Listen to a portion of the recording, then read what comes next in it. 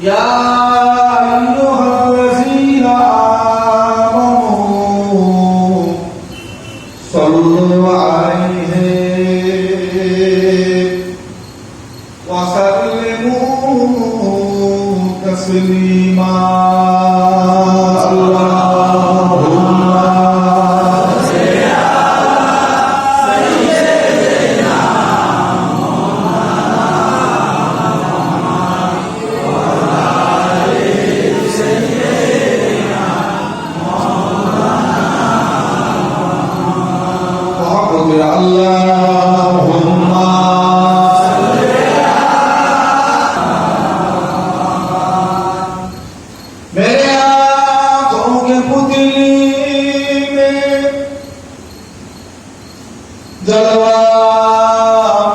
मोहम्मदी का मेरे दिल किया मीरा में नक्शा मोहम्मद का कोई जन्नत में जाएगा कोई दोज़ख में पहुंचेगा मदीने की तरफ दौड़ेगा दीवाना मोहम्मद का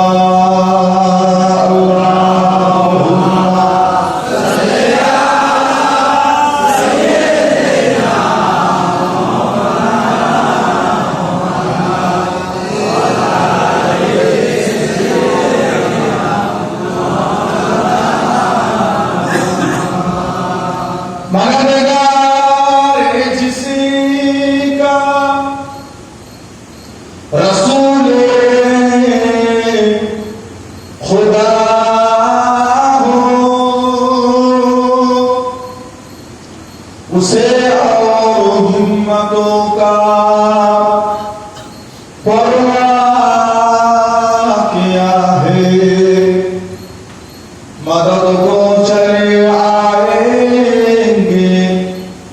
कमली वाला डूबते डूबते समझ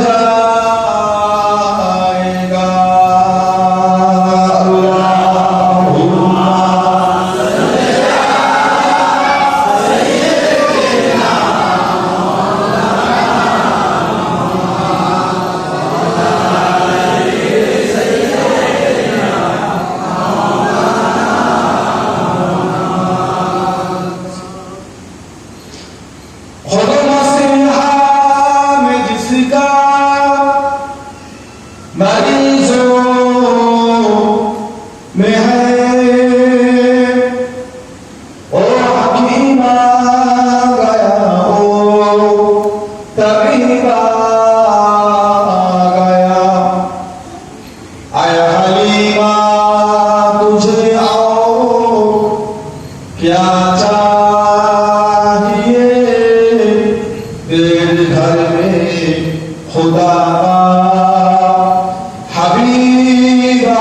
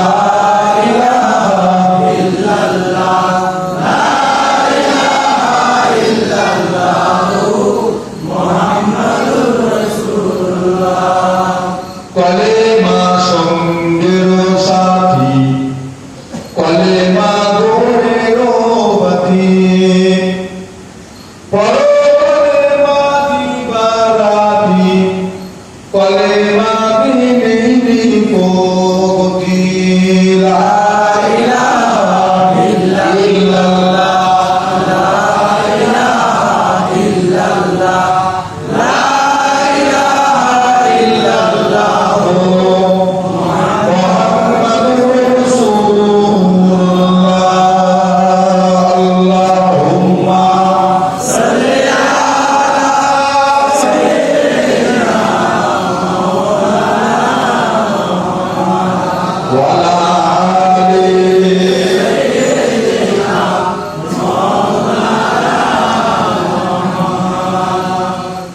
अल्लाहु ताला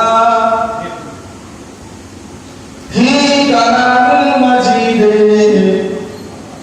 वल फुरक़ानिल हमीद قد جاءكم من الله نور وكتاب مبين وقال الله تعالى أيضا في كتابه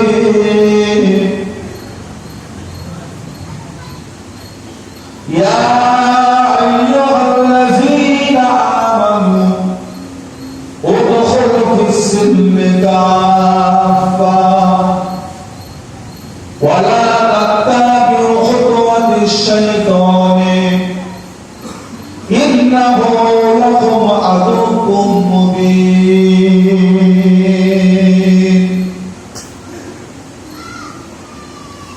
وقال الله تعالى أيضا في كتابه يا أيها الذين آمنوا اتقوا الله حق تقاته ولا تموتن إلا وأنتم مسلمون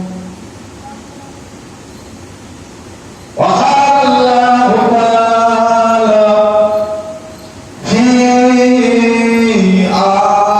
آية أخرى ولسوف يؤتيك ربك فترضى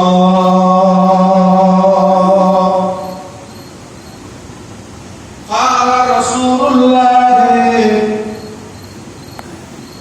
صلى الله عليه وسلم لا تدخل الجنة حتى يدخلوا حبيبي يا أمته وقال النبي صلى الله عليه وسلم من صلى عليه واحدة صلى الله عليه عشرا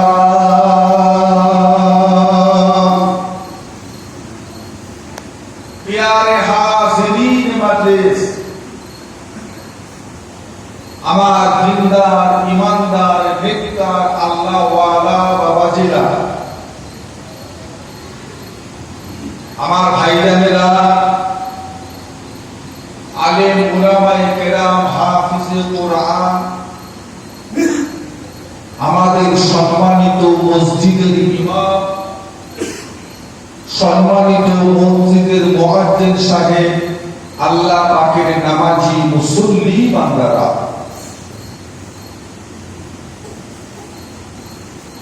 বিশেষ করে আজকের মিলাদুন নবীর মাহফিলে একনিষ্ঠ খাদেম কর্মী আমার কমিটি ভাইজান করেরা পর্দার আড়ালে অবস্থিতা আমার মা ও বোনেরা আল্লাহ রাসূলের কিছু কথা শুনবার মতো তৌফিক ইনায়েত করেছে তাই আমরা সকলে মিলে আমাদের আল্লাহর শুকরিয়া আদায় করি সকলে বলুন আলহামদুলিল্লাহ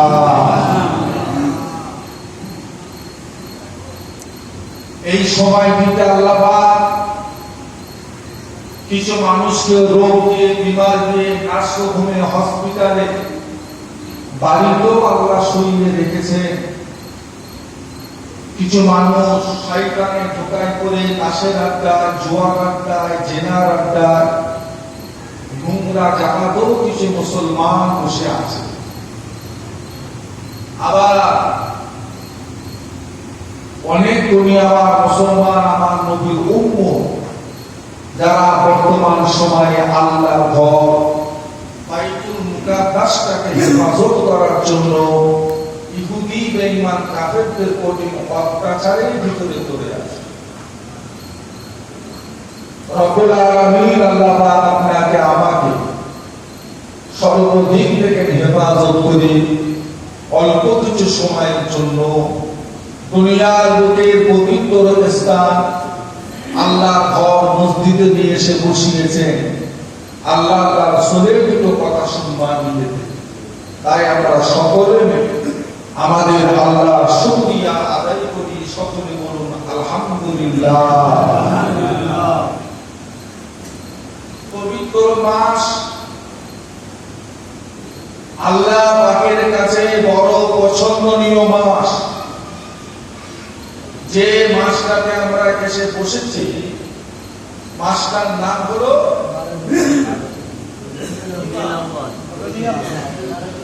এখন তো আমাদের হয়ে গেছে সেপ্টেম্বর, অক্টোবর,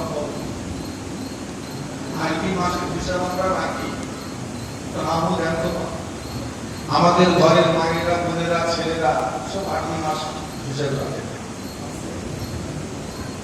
বাঙালি হয়ে বাংলাটাও রাখে না, রাখে ইংরেজি। আমরা যে মাসে বসেছি মাসটার নাম হলো রবিউল আউয়াল। এই মাসে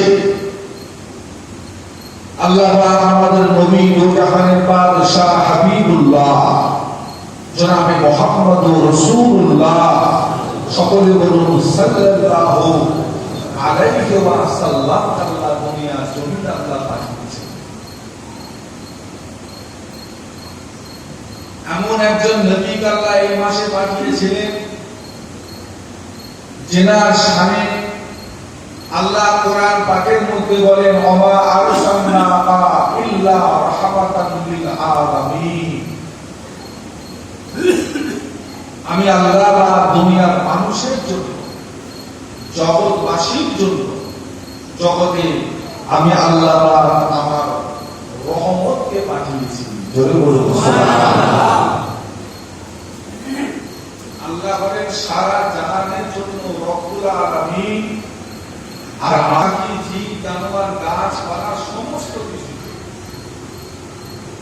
আল্লাহ আমার নবীকে রহমত। এমন একজন নবী, এমন একজন রাসূল, এমন একজন পয়গম্বর যেনাকে আল্লাহ সৃষ্টি করেছিলেন কবে, তৈরি করেছিলেন কবে, এই প্রশ্নটা আল্লাহ নবীকেই করা হয়েছে। তো হুজুর আপনি কবে থেকে নবী? আল্লাহ নবী জবাব দিয়েছিলেন যখন আদম আলাইহিস সালাম মাটি এবং পানির ভিতরে মিশ্রিত অবস্থায় ছিলেন, তারও অনেক আগে আল্লাহ পাক আমি রাসূলুল্লাহ নূরের মুহাম্মাদিকে আল্লাহ তৈরি করেছেন। সুবহানাল্লাহ। কতবার আজকে আমরা এসে বসেছি সেই নবীর মাহফিলে, যেনার নূরের নবুওয়াতের কোনো এক্সপায়ার নেই, খতম নেই, শেষ নেই। আল্লাহ পাক এই দুনিয়াতে 1,24,000 ইখতিলাফ, 2,24,000 নবী রাসূল পয়গম্বরকে আল্লাহ পাঠিয়েছিলেন। প্রত্যেকটা নবীদের এক একটা সময়সীমা ছিল। আদম আলাইহিস সালাম যতদিন তিনি হায়াতে ছিলেন তেনার নবুওয়াত ততদিন ছিল। উনি ইন্তেকাল হয়ে গেলেন। ওনার পরে আল্লাহ পাক নবী করলেন হযরত সিস আলাইহিস সালামকে। এবার ওনার নবুওয়াত কাজ শুরু হলো। হযরত হযরত শীস আলাইহিস সালাম ইন্তেকাল করলেন, ওনার নবুয়তি কাল শেষ হয়ে গেল। তারপরে আল্লাহ নবী করলেন হযরত ইদ্রিস আলাইহিস সালামকে, ওনার নবুয়তি কাল শুরু হলো। এইভাবে হযরত ইব্রাহিম খলিলুল্লাহ, হযরত ইসমাঈল জবিউল্লাহ একের পর এক নবী আল্লাহ পাঠাতে থাকলেন। নবীরা দুনিয়া থেকে বিদায় নেয়, তাদের দিন শেষ হয়ে যায়। আল্লাহ পাক আমাদেরকে এমন একজন নবী দিয়েছিলেন, আজ থেকে ১৫০০ বছর আগে দুনিয়া হইতে বিদায় নিয়েছে, আজও তেনার দিন আছে এবং কিয়ামত পর্যন্ত থাকবে। এটার কোনো এক্সপায়ার নেই।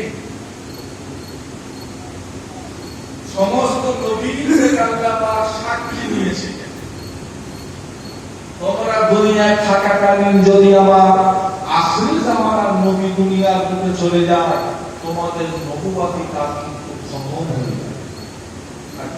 তোমাদের প্রত্যেকের কর্তব্য হবে আমার আখির জামানার নবীর দ্বীনকে কবুল করে তেনাকে সাহায্য করা, এটা তোমাদের উপরে ফরজ হয়ে যাবে। আল্লাহ পাক নবী আল্লাহ বানিয়েছেন, একের পর এক তারা দ্বীন ইসলামের খিদমত, আল্লাহ দ্বীনের প্রচারের খিদমত তারা করেছেন। আমাদের নবী আল্লাহ পাক পাঠিয়েছেন, নবুয়তের দরজা আল্লাহ খতম করে দিয়েছেন, আর পাবে না। অন্যান্য নবী আলাইহিস সালামদের দ্বীন ইন্তেকালের পরই শেষ। মুসা নবী ইন্তেকাল করলে খ্রিস্টানেরা তার দ্বীনকে পরিবর্তন করে। মুসা নবী ইন্তেকাল করলে ইহুদিরা তার দ্বীনকে শেষ করে। ঈসা আলাইহিস সালাম দুনিয়া থেকে চলে গেলেন, খ্রিস্টানেরা তার দ্বীনকে শেষ করে।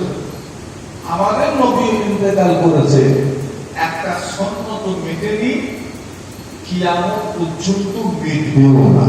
সুবহানাল্লাহ। কোরআনে একটা অক্ষরকে মিটাতে পারেনি, কিয়ামত পর্যন্ত মিটাতে পারবেও না। কেন? এখানে হেফাজতের দায়িত্ব স্বয়ং আল্লাহ নিজে নিয়েছেন। সুবহানাল্লাহ। আমরা খুশি, আমরা সেই নবীকে পেয়ে খুশি। কতটা খুশি, কত খুশি! যেদিন আল্লাহ পাক আপনাকে পয়লা বাচ্চা দিয়েছিলেন, ছেলে কিংবা মেয়ে দিয়েছিলেন, সেদিন আপনি খুশি হয়েছেন? খুশি না? এরা আপনি মিষ্টি বিলি করেছেন। যেদিন 7 মাস বয়সে মসজিদে এনে আপনার বাচ্চার মুখে ক্ষীর দিয়েছিলেন, সেদিন আপনি বাপ হিসেবে খুশি হয়েছেন। যেদিন আপনার ছেলে মুসলমান হয়েছিল, সেদিন আপনি বাপ হিসেবে খুশি হয়েছেন। যেদিন আপনার ছেলে পড়াশোনা করে ভালো রেজাল্ট করেছিলেন, সেদিনও আপনি অনেক খুশি হয়েছেন। যেদিন আপনার ছেলে বিয়ে শাদী করলো, দিলেন, সেদিনও আপনি বড় খুশি হয়েছেন। যেদিন আপনার বাচ্চার জন্য দুকামরা ঘর করে দিয়েছেন, সেদিনও আপনি বড় খুশি হয়েছেন, অনেক খুশি হয়েছেন। এগুলো খুশি, আর আমার নবীকে পেয়েও আমরা খুশি। কত খুশি! তাম পৃথিবীর খুশিগুলো দাঁড়িপাল্লার একদিকে থাকে।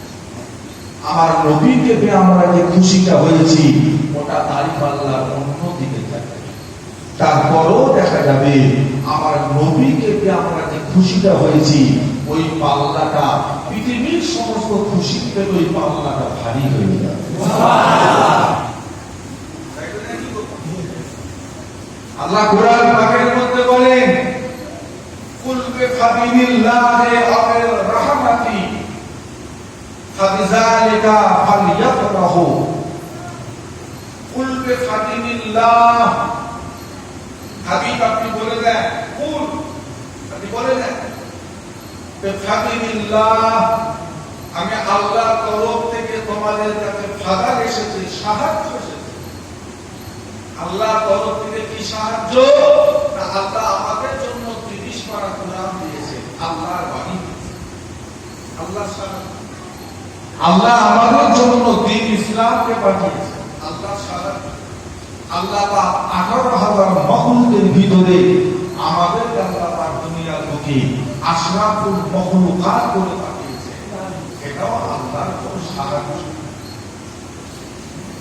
আর কি পেয়েছো না? ওয়াবে রাহমাতি, ওয়াবে রাহমাতি, এবং আমি আল্লাহর রহমত তোমরা। আল্লাহর রহমত বলতে আমাদের নবী। ফাবিযালিকা ফালিয়াফরাহু, এই দুটো জিনিসকে পাওয়ার জন্য তোমরা আনন্দ করো, তোমরা খুশি করো, তোমরা আনন্দিত হও। নবীর উম্মত আনন্দিত হও, আর নবীকে পেয়ে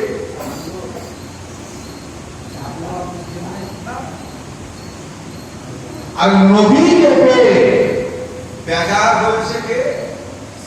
শয়তান। ও বড় দুঃখ, ও বড় কষ্ট পেয়েছে। নবীকে পেয়ে আমরা সবাই খুশি হয়েছে। কেমন নবী? আল্লাহ নবী বলেন, মান সাল্লা আলাইহি ওয়ালিদাতান সাল্লাল্লাহু আলাইহি আশারা, যে ব্যক্তি একবার মহব্বতের সাথে আমি নবীর উপরে একবার দরুদ শরীফ পড়লো, ওই ব্যক্তিটার উপরে আল্লাহ 10টা রহমত নাযিল করে দিবেন। শুধু এতটুকু করবে, সাল্লাল্লাহু আলাইহি ওয়াসাল্লাম, 10টা রহমত। আমরা নবী থেকে কত খুশি। দুনিয়ায় এসেছি সবার শেষে, আমরা দুনিয়ায় এসেছি সমস্ত নবীর উম্মতদের শেষে, আর এই নবীর উম্মত হওয়ার জন্য কিয়ামতের ময়দানে মাহশারে আমরা জান্নাতে যাব সমস্ত নবীর উম্মতদের আগে। খুশি না রাজা? খুশি, আমরা খুশি। তবে শুধু খুশি এতটুকু হলে হবে না। খুশি সারা বছর হবে না। নবীর সুন্নতের কোনো আনন্দ, হ্যাঁ, আগানো হচ্ছে, আপনি বিয়াদবি করছেন, কথা বলছেন, গল্প করছেন, কোন আদত নাই। নবীর দ্বীন ইসলামটা আপনার ঘরে শেষ হয়ে যাচ্ছে, আপনার কোনো দুঃখ নেই। আর বছরে একবার নবী দিবস করে হই হই করে খুশি লাগাতে হবে, হবে না? ও হবে না। খুশি তখনই বোঝা যায়। আল্লাহ নবী বলেছেন, মান আহাব্বা সুন্নতি ফাকাদ আহাব্বানি, যে আমার সুন্নতকে মেনে চললো, ফাকাদ আহাব্বানি, সেজন্য আমি রাসূলুল্লাহকে ভালোবেসে দিব। ওমান আহাব্বানি, যে আমাকে ভালোবেসে নিল, আনা মাই ফিল জান্নাত, সে আমার সাথে আল্লাহর জান্নাতে প্রবেশ করবে। সুবহানাল্লাহ। আপনি নবীকে পেয়ে খুশি, এটা তখনই বোঝা যাবে যখন আপনি নবীর সুন্নতের উপরে আমল করুন। কাজ কারবারে নবীর সুন্নত, ব্যবসা বাণিজ্যে নবীর সুন্নত, ঘরের ভিতরে নবীর সুন্নত, ছেলে মেয়েদের বিয়ে শাদীতে নবীর সুন্নত। না, নবীকে খুশি, অথচ ছেলের বিয়ে দেবো নিজের মতে, শয়তানদের মতে, খ্রিস্টান, ইহুদি, নাসারা কালচারে। কি খুশি আছে? আপনার দিনকে শেষ করছে, আপনি ইসলামকে শেষ করছে। খুশি হলে তো হবে না। এই খুশি হয়ে হয়ে যদি কবরে চলে যায়, কিয়ামতের ময়দানে মাহশারে শুধু খুশিটুকুই কি আমাদের জান্নাত পাওয়া যাবে? বলে হবে না। কবরে জিন্দেগির কোনো দাম নেই। কবরে একটা বারো আল্লাহ আমাদের কাউকে জিজ্ঞাসা করবে না, এই তুই তো কবরে 200 বছর কাটালি, কোরআন নামাজ পড়েছিল, আল্লাহ বলবে? তুই যে কবরে এত রাত কাটালি, কোরআন তাহাজ্জুদ করেছিস, আল্লাহ বলবে? তুই যে কবরে এতদিন শুয়েছিলিস, শুয়ে কতবার দরুদ শরীফ পড়লি আর কতবার জিকির করলি, আল্লাহ বলবে? তার মানে কি, কবরের যে সময় সীমাটা আমরা পাবো ওর কোনো মূল্য আছে?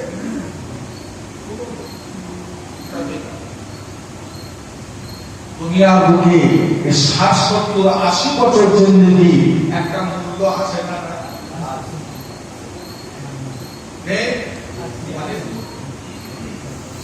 এই দুনিয়ার 60 বছরের জিন্দেগির এত মূল্য আল্লাহ দিয়েছেন, সামান্য 60 বছর জিন্দেগিটা যদি আমরা ঠিক মতো গড়ে তুলতে পারি, তার জন্য আল্লাহ আমাদের জন্য হাজার হাজার হাজার হাজার বছরের জন্য আল্লাহ তিনি তেনার দয়ার জান্নাত টাকা রেখে দিয়েছেন। সুবহানাল্লাহ। 60 বছর জিন্দেগি, এই সময়টাকে অবহেলা করা যাবে না। চলে গেলে সুযোগ আর দ্বিতীয়বার আল্লাহ আমাদের তাও করে দেবে। রেস্ট অনেক পাবে, ঘুম কত ঘুমাবে, কত সারাদিন সারা রাত কেউ ঘুমতেও যাবে, কেউ ডাকতেও যাবে। এই জীবনটা একটু কষ্ট করতে হবে। আল্লাহ বড় আশা করে আমাদেরকে সৃষ্টি করেছে, বড় আশা আল্লাহ আমাদের উপরে। এত কার আল্লাহ তৈরি করেছেন, কারোর উপর আল্লাহ আশা করে, আমাদের উপর আমার আল্লাহর একটা আশা আছে যে বান্দা আমাকে শ্রদ্ধা করবে, বান্দা আমি আল্লাহর হুকুম গুলো মেনে চলবে, এটা আল্লাহর বড় আশা। ইবাদতের জন্য ফেরেশতারা যথেষ্ট ছিল, তারপরেও আল্লাহ আপনাকে আমাকে খুশি করে তৈরি করেছে। ফেরেশতারা মানা করা সত্ত্বেও আল্লাহ তার নিজের সিদ্ধান্ত নিয়ে আমাদেরকে তৈরি করেছে। তিনি একটা আশা যে আমার বান্দা আমার হুকুম মোতাবেক চলবে, আর আমি আল্লাহ তাদেরকে তাদের এই হুকুমগুলো পালনের জন্য তাদের ইবাদতগুলোকে কবুল করব, আমি আল্লাহ তাদের উপরে রাজি খুশি হব। আপনি কি ভাবছেন? একটা মানুষকে তৈরি করতে দুনিয়াতে জিজ্ঞাসা করেন একটা ডাক্তারকে, একটা বৈজ্ঞানিক, একটা মানুষের শরীর আল্লাহ বা কি পরিমাণ নিয়ামত আল্লাহ দিয়েছে, যে দুটো চোখ আল্লাহ দিয়েছেন, আমার পৃথিবী ঘুরে ফেললেও এই রকম একটা চোখ কেনার বাজার আপনি খুঁজে, দুটো কিডনি আল্লাহ আপনাকে আমাকে দিয়েছে, আমার পৃথিবী ঘুরে ফেলেও কোটি কোটি টাকা খরচা করো, এই রকম একটা কিডনি আপনি কিনতে এমনি দিয়েছে। নাস্তিকরা বলবে এসব তো এমনি এমনি হয়েছে, কোন সৃষ্টিকর্তা নেই, কেউ নেই, এমনি হয়ে গেছে, এমনি হয়ে গেছে। এমনি যদি হয়ে থাকে একটা ভুল খুঁজে পারবো। একই মায়ের রেহেম থেকে, একই মায়ের গর্ভ থেকে 6টা বাচ্চা হয়েছে, 6 রকম না একরকম দেখতে, এমনি এমনি সৃষ্টিকর্তা কেউ নেই, একই রেহেম থেকে একরকম না 6 রকম। আল্লাহ আপনি আপনাকে দেখতে পান, আপনি আপনাকে দেখতে পান, নিজেকে নিজে দেখতে পান। আয়নার সামনে দাঁড়ান, আয়নার সামনে দাঁড়িয়ে আপনি দেখবেন তো আপনি বলছে এটা এটা আপনি না, এটা আপনার চোখ। এটা এটা আপনি না, এটা আপনার। এইটা এটা আপনি না, এটা আপনার মুখ। তাহলে এইটা এইটাও আপনি না, এটা আপনার বুক। এইটা ওটাও আপনি না, ওটা আপনার।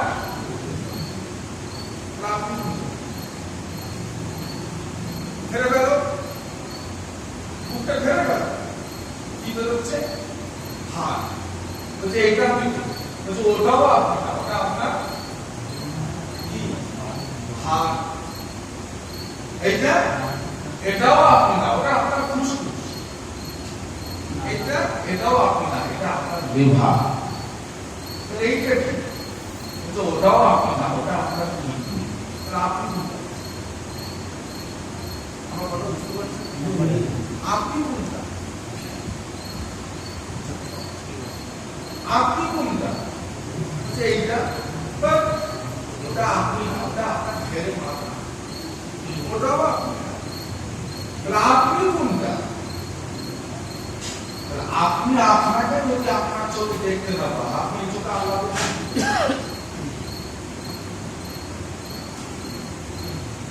আপনি আপনাকে যদি নিজের চোখে যদি দেখতে না পান, এই চোখে আপনি আল্লাহকে দেখতে না কি করে? একটা ভূত থেকে বার করো। হ্যাঁ, একটা ভূত পেয়েছি। কি পেয়েছো? বলছে এত বড় বড়া। আরে এই তুই আর সামান্য একটা কদু গাছ লল লল লল লল করছে, এত বড় বড়।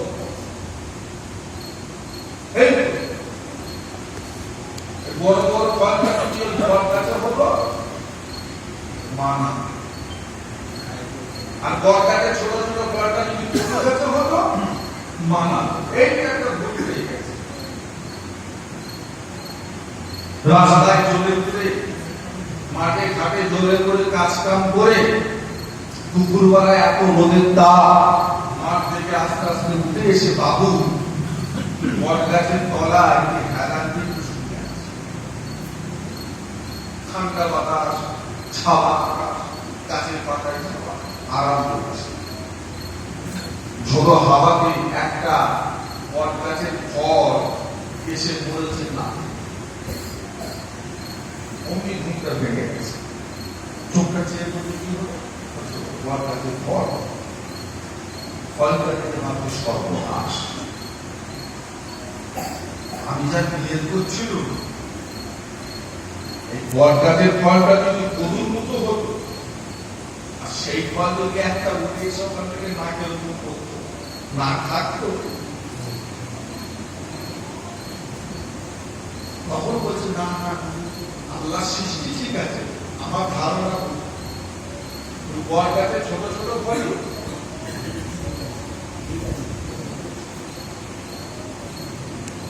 আল্লাহ ঘোষণা করতে গেছে, পাবেন না, পাওয়া সম্ভব নয়। কেন? না, সৃষ্টি করতে একজন কি বলছে আছেই আছে। তাছাড়া এত সুন্দর জগৎটা চলা সম্ভব একাধিক নয়, একটাই আছে। খ্রিস্টানেরা 3 প্রকার বিশ্বাস, অনেকে আছে অনেক প্রকার বিশ্বাস। সূর্যকেও মানছে, চাঁদকেও মানছে, গাছকেও মানছে, সেজদা করছে, মানছে দেবতা। এই সে না, মুসলমান কখনো বিশ্বাস কথা বলে আমরা কারোর কাছে মাথা নত করি, সূর্যের কাছেও না, চন্দ্রের কাছেও না, কালকাতার কাছেও না, কোন পিরামিডের কাছেও না, আমরা মাথা নত করি শুধুমাত্র আল্লাহ। আর এটাই হলো মুসলমানদের সাথে পৃথিবীর সমস্ত বেদিন বেঈমানদের পার্থক্য একটাই। রোজা আমরা রাখি, তারা উপোস করে। আমরা তসবিহ বলি, তারা জপমালা করে। কি বলে? আমরাও মুখে দাড়ি রাখি, তারাও মুখে দাড়ি রাখে। আমরাও আসমানি কিতাব কোরআন শরীফ পড়ি, তারাও ইনজিল তাওরাত তাদের ধর্মীয় কিতাব তারা পড়ে। মুসলমান আর বেঈমানদের ভিতরে শুধুমাত্র পার্থক্য হলো বলে পৃথিবীর কোন দল, কোন ধর্ম, কোন জাত এক খোদাকেই শুধু সেজদা করে না, কিন্তু মুসলমান শুধুমাত্র এক আল্লাহ। আমার ভাইয়েরা, আমরা তো খোদা মানি, আমাদের মধ্যে এত অবহেলা হবে কেন, এত গাফিলতি কেন হবে? আমার যেহেতু আখিরাত বিশ্বাস। নবী নূর নবী বলে ওয়া মাসাবাকিরাইরা আল-কিয়ামতের ময়দানে মাহশারে আল্লাহ পাক প্রতিটা বান্দা বান্দীকে 5টা করে প্রশ্ন করবেন। যত সময় না পর্যন্ত আল্লাহ বান্দা এই 5টা প্রশ্নের জবাব না দিতে পারবে, ততক্ষণ পর্যন্ত কোন বান্দা বান্দী এক কদম আগে যেতে পারবে না।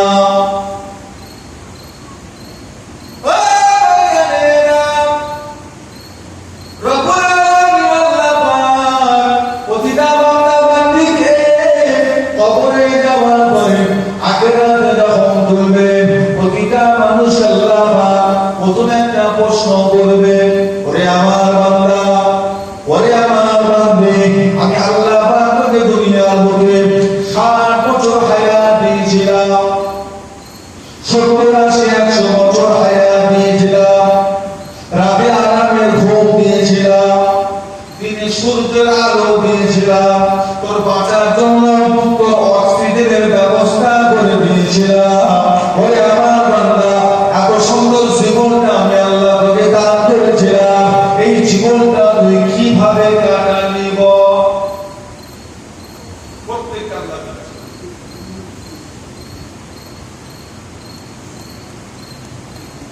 50 বছর, 60, 70, 80 বছর আমরা অক্সিজেন, কোনদিন কারেন্টে, কোনদিন অক্সিজেনের বিল এসেছে? এত টাকা দাও, আর সামান্য রাত ধরে খালি একটা লাইট জ্বলে, বিল আসে না আসে? সারাদিন এক সূর্যের আলো কত কাজ করে ফেলছে, পুরো বিল পাঠিয়েছে কাদের সুবিধার্থের জন্য? আমার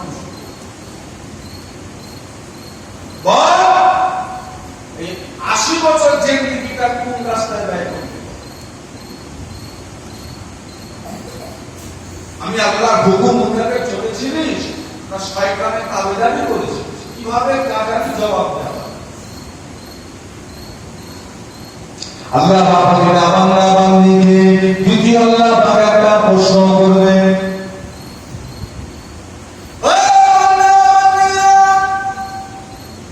আমি আল্লাহ পাক দুনিয়ার বুকে তোর একটা বয়স দিয়েছিলাম, যেটা হলো তোর জওয়ানি কাল, যেটা হলো তোর যুবতী কাল, যুবকাল। এই যুবকালটা তুই কোন রাস্তায় ব্যয় করলি বল? কিভাবে কাটালি বল? এই সময়টা তুই কিভাবে শেষ করলি বল? এই প্রশ্ন আল্লাহ পাক প্রতিটা বান্দা বান্দীকে আল্লাহ করবে। যুবক, এই সময়টা আল্লাহ একটা স্পেশাল একটা দাম আল্লাহ দিয়েছে। যুবকরা কিভাবে কাটাবে? যুবক বলতে 15 থেকে 35 এই সময়। 35 পার হলো মানে অর্ধেক গেল না অর্ধেকের বেশি গেল? কথা বল, অর্ধেক কি গেল? 40 পার হলো অর্ধেক গেল না অর্ধেকের বেশি গেল? এবার যুবক বলবে না বুড়ো বলবে? এবার দেখবেন আস্তে আস্তে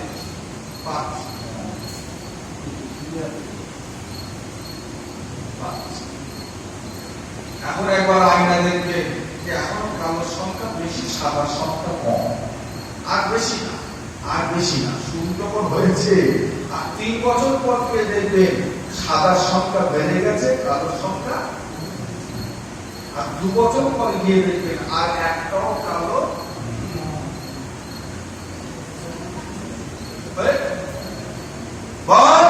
তো যুবককালটা তুই কিভাবে শেষ করবি? 15 থেকে পুরো বয়সের নামাজ এমনি যারা ন্যূনতম ঈমান আছে পুরো বয়সের নামাজ তারা এমনি তাদের করে আর কেউ দাম দেয় না, তাদেরকে আর কেউ কাছে নেয় না, তাদের সাথে বসে এত গল্প করতে তাদের কত চায় না ও তাদের বস না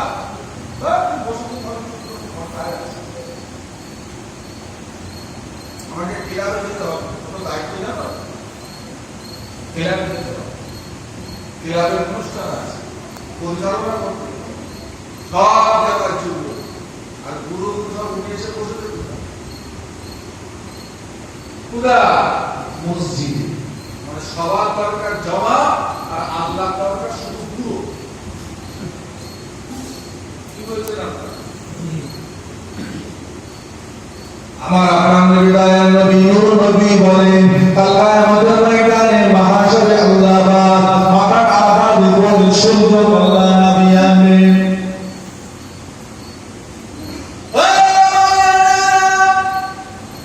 আল্লাহ রাব্বুল আলামিন সূর্যের তাপটা খুলে দেবে, সূর্যের তাপে জমিনটা পুরো রাতামা হয়ে যাবে, কোন ছাওয়া আসে না, থাকবে না, প্রত্যেকের মাথার চিহ্নটা টকবক টকবক করে ফুটে ফুটে কারো নাক দিয়ে কারো চোখ দিয়ে কারো মুখ দিয়ে থোবা থোবা হয়ে পড়বে। আল্লাহ রাব্বুল আলামিন একটা মাত্র ছাওয়া করে দেবে, নবী আমার বলে ওই ছাওয়াতে আমার উম্মতের ভিতরে উম্মতিদের ভিতরে 7 শ্রেণীর মানুষরা শুধু ওই আশপাশের ছায়াটা পাবে। এই 7 রকম মানুষ ছাড়া অন্য কেউ সে ছায়া পাবে না। নবী আমার বলে পাবে কারা? তার ভিতরে 1 নাম্বার হলো সাফকুন্না শাফি ইবাদাতে রাব্বি, সাফকুন্না শাফি ইবাদাতে রাব্বি, জোয়ানিয়তের নামাজ, জোয়ানিয়তের রোজা, জোয়ানিয়তের দান খায়রাত, জোয়ানিয়তের ইবাদত আল্লাহ আমাদের ময়দানে মাহশরে আল্লাহ পাকের আরশ পাকের ছায়া পেয়ে যাবে।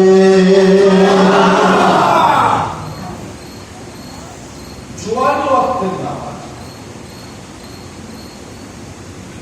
বুড়ো বয়সের নামাজে আরশের ছায়া পাওয়া,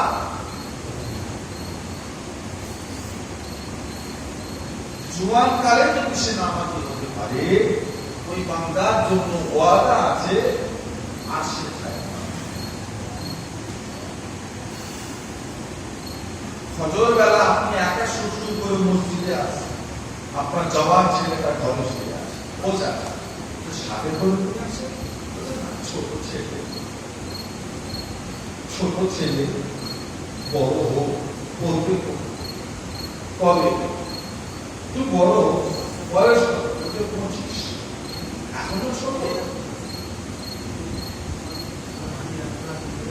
আপনি কি চান না যে আপনার ছেলে কিয়ামতের দিনে আরশের ছায়ায় তলায়? আপনি কি চান না আপনার ছেলে কিয়ামতের ময়দানে মাহশরে ওই কঠিন রোদ্দুর তাপে না থেকে কিন্তু ছায়ায় আরামের সাথে থাকুক? আপনি বাপ হিসাবে ছেলে চান না চান? যদি বলেন হুজুর আমি চাই, মসজিদের সামনে, আর না হলে আপনি আপনার ছেলের বড় দুশমন, আপনি আপনার ছেলের বড় ক্ষতি করে দিচ্ছেন। আপনার উচিত ছিল আপনার ছেলেটাকে ধরে নিয়ে এসে মসজিদে নিয়ে আসা, এটা বাপ আপনার কর্তব্য ছিল। আল্লাহ কোরআনের মধ্যে বলেছেন ইয়া আইয়ুহাল্লাযীনা আমানু কু আনফুসাকুম ওয়া আহলিকুম নারা, হে আমার ঈমানদার বিশ্বাসীরা, কু আনফুসাকুম তুমি নিজে বাঁচো, ওয়া আহলিকুম তোমার আওলাদদের নারা, জাহান্নামের আগুন থেকে বাঁচিয়ে দাও। জাহান্নামের আগুন থেকে বাঁচাও। জাহান্নামের আগুন থেকে বাঁচাতে গেলে ফজরের নামাজ একা শুধু পড়তে এলে হবে না, সাথে করে ছেলেগুলোকে তুলে দিতে হবে, বাড়ির মহিলাগুলোকে তুলে দিতে হবে। ওরা নামাজ পড়, আপনারা আমার শুধু মসজিদে, তবে জমানি কালে দেওয়া নষ্ট করা যাবে না, যুবক কালে দেওয়া এর দাম আলাদা, এর মূল্য আলাদা। আমার আপনার নবী নূর নবী বলে আরশের ছায়া পাবে কারা?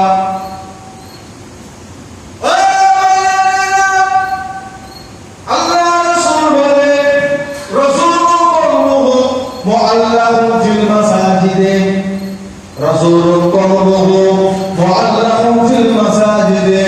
মুসল্লির নামাজ হয়ে যাবে, মুসল্লি মসজিদে নিচেই নেমে যাবে, কিন্তু মুসল্লি অন্তরটা আল্লাহ ঘরে রেখে দিয়ে যাবে।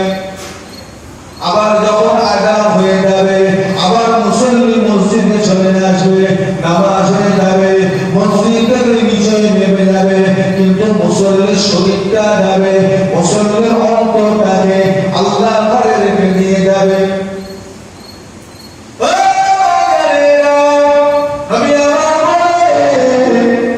মানুষটার স্বভাব এইরকম হয়ে যাবে, জামাতে নামাজ পড়া, জামাতে নামাজ পড়া, দুনিয়া যত ব্যস্ত থাকুক না কেন, আযান যখন হয়ে যাবে মসজিদে চলে আসবে।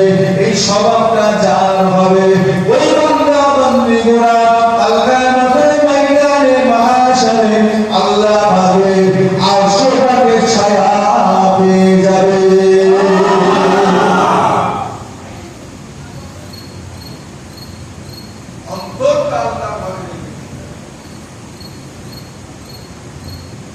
কাজ করবে, ব্যবসা করবে, বাণিজ্য করবে, সবই করবে, অন্তর থাকবে মসজিদে। বুঝলে, নিজে তৈরি হন, ছেলেগুলো করতে তৈরি। বাড়িতে নামাজ পড়লে যে সব পাবে, 2 মিনিট ভেঙে যদি মসজিদে এসে নামাজটা করতে পারে, সওয়াবের পরিমাণটা আল্লাহ 27 গুণ আল্লাহ বাড়িয়ে দেবে।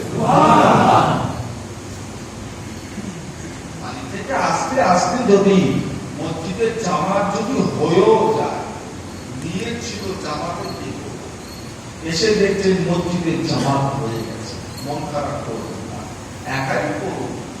মেয়ের যেহেতু আপনার জামাতের সঙ্গে পড়ার নিয়ত ছিল, নামাজ যদি আপনি একাও এসে পড়েন, তথাপি আল্লাহ আপনাকে জামাতের সওয়াব আল্লাহ দিয়ে দেবেন।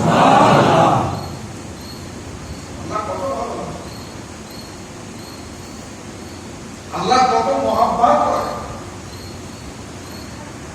হাঁটিবাজি হবে না, সব জায়গায় হেঁটে হেঁটে যাচ্ছেন, ঘুরছেন, ফিরছেন, বেড়াচ্ছেন,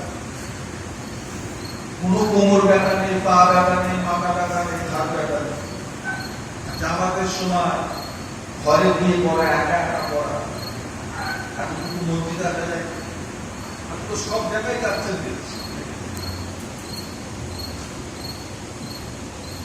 হাটে বাজারে দোকানে সব জায়গায় গিয়ে বসছেন, গল্প করছেন, হই হই করছেন, হাঁটছেন, নিচু হচ্ছেন, উঁচু হচ্ছেন, কষ্ট হয় না।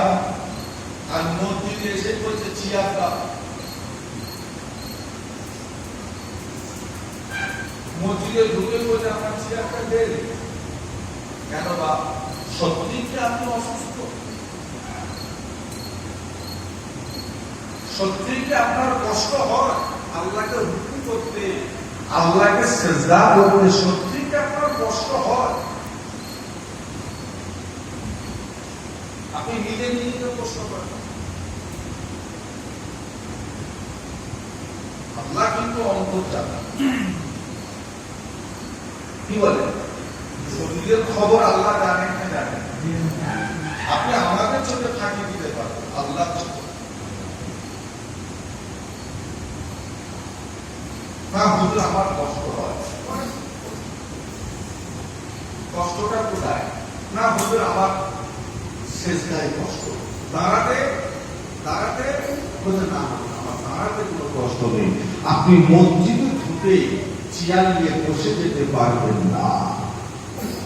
নামাজের খরচ হলো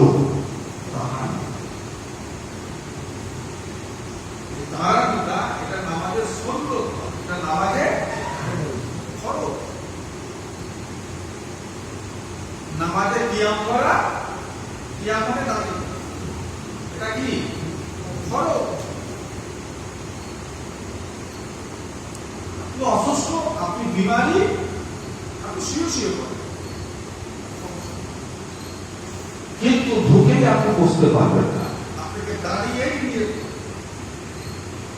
চেয়ার থাকবে, কিন্তু আপনাকে দাঁড়ানো, আপনি দাঁড়াবেন বলে আবার চেয়ারটাকে পিছন দিকে করে পাশের মুসল্লির পায়ে পা মিলাবে, ওটাও হবে।